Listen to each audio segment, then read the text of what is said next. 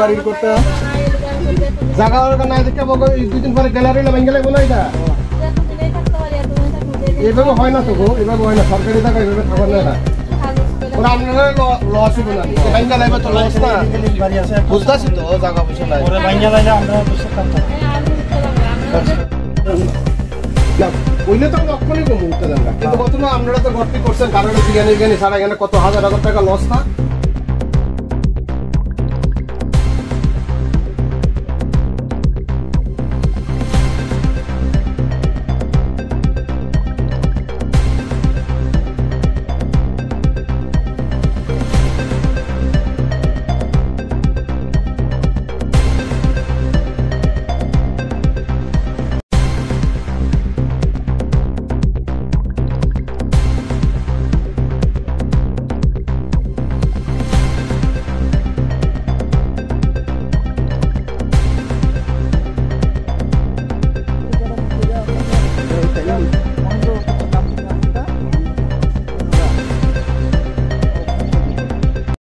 আমি অলরেডি আমার ব্যবস্থা আপনারা আমার কয়েকবার টাফাই দিয়েছেন, আমি আমার ব্যবস্থা করে নিই, এটা ওখানে যে কোনো টাইমে আমি পাঠিয়ে দিচ্ছি।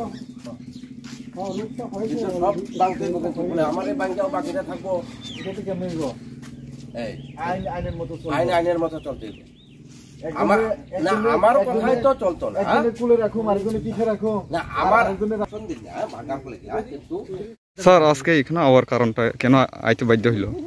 আমরা আইসি খবর পাইলাম যে স্কুলে জায়গা দখল হইতেছে, বেদখল হইতেছে, কে বা কারা নিজে তদন্ত করতে আইলাম আর কি। সরজমিনে আমাদের হেডমাস্টার আছে, এসএমসি কমিটির আমাদের চেয়ারম্যানও আছে। আচ্ছা, কি কি দেখতে পাইছেন স্যার? দেখলাম তো সীমা তো একটু দেখতেই ডিমার্কেশনের জন্য স্যারের কাছে যাতে প্রেয়ার করে। কত বাড়ি এখানে উঠানো হয়েছে স্যার?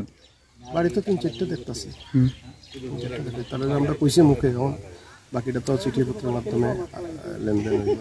কোন স্কুল থেকে আইছেন স্যার আপনারা? আমরা মনুঘাট দ্বাদশ শ্রেণী বিদ্যালয়। এখন আপনারা পক্ষ থেকে কি স্টেপ নেবেন? আইনের যা আছে, আমরা তো ডাইরেক্টলি তো ঘাট ধাক্কাতে বের করতে পারতাম না, স্যারের প্রপার ক্ষেত্রে চিঠিপত্র দিতে দেয়, তাদেরকে আমরা মুখে আমরা কইছি উঠতে যান, দেখি না সপ্তাহখানেকের মধ্যে উঠে নিই। এটি লং ট্রাভেলের সাব ডিভিশনের আন্ডারে পড়ে নাকি? হ্যাঁ, ঠিক আছে স্যার।